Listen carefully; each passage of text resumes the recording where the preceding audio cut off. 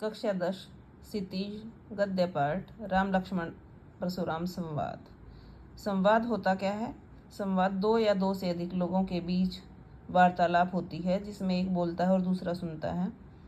तो ये राम लक्ष्मण परशुराम संवाद में जब सीता स्वयंवर हो रहा था तो राजा जनक ने एक शर्त रखी थी कि जो भी शिव धनुष को तोड़ेगा उसी के साथ सीता का विवाह कर दिया जाएगा।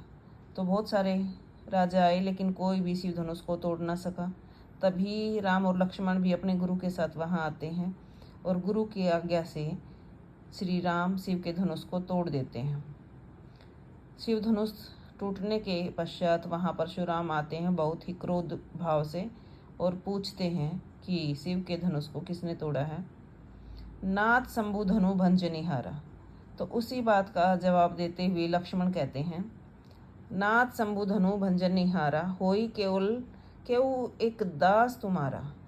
आयसु का कही किन मोही, सुनी रिसाई बोले मुनि कोही। सेवकू सो जो करे सेवकाई, अरि कनी करी करिए लड़ाई। सुनहु राम जे ही शिव धनुष तोरा, सहस्त्र भाव समसो रिपु मोरा। सो विलगाई बिहाई समाजा, न तमारे जाहि सब राजा।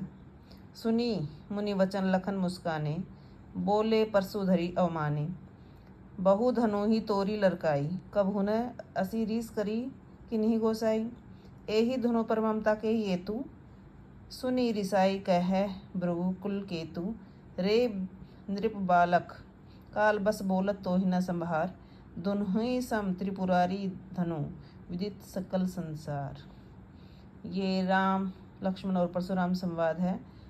जब परशुराम पूछते हैं कि शिव के धनुष को किसने तोड़ा तो लक्ष्मण उसका जवाब देते हुए कहते हैं कि हे नाथ, शंभु धनु भंजनिहारा, शिव के धनुष को तोड़ने वाला, होई केवल एक दास तुम्हारा, केवल तुम्हारा आपका एक दास ही हो सकता है।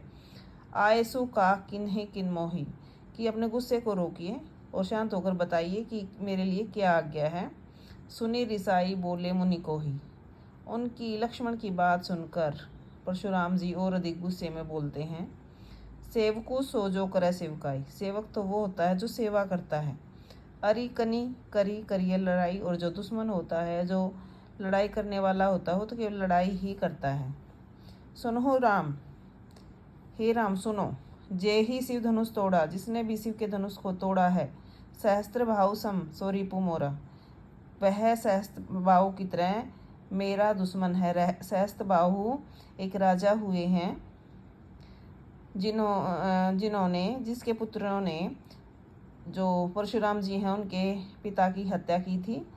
तो इसी के कारण जो परशुराम हैं उन्होंने पूरी धरती को स्त्रियों से खाली कर दिया था और उनसे ज़मीन लेकर, धरती लेकर सारी जो जितनी भी ज़मीन थी वो ब्राह्मणों में बांट दी थी।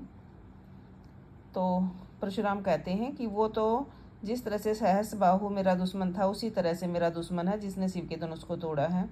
सो विलगाई बिहाई समाजा, इसलिए वह इस राजाओं के समाज से अलग हो जाए, अर्थात जहाँ आप बैठे हो वहाँ से उठकर एक साइड आ जाओ। न तो मारे जाहि सब राजा, नहीं तो मेरे गुस्से के कारण सभी राजाओं की मैं हत्या कर दूंगा। सुनी मुनि वचन लखन मुस्काने, परशुराम के वचन सुनकर लक्ष्मण मुस्कुराने लगे।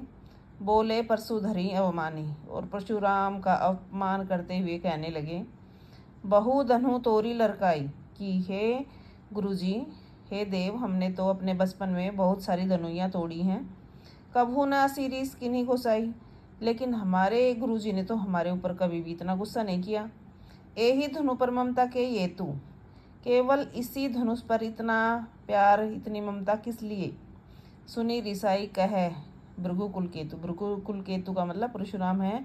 उनकी बात सुनकर गुस्से में कहते हैं, रे नृप बालक काल बस बोलत तो ही न संभार, कि हे राजा के पुत्र, तू काल के वश में है और तेरा अपने ऊपर कोई भी नियंत्रण नहीं है। धनु ही सम त्रिपुरारी धनु विदित सकल संसार, सारा संसार जानता है कि शिव जी का धनुष धनुइयों के समान नहीं है, अर्थात शिव का धनुष सबसे अलग है और वह कोई सी छोटी मोटी धनुइयों के समान नहीं है।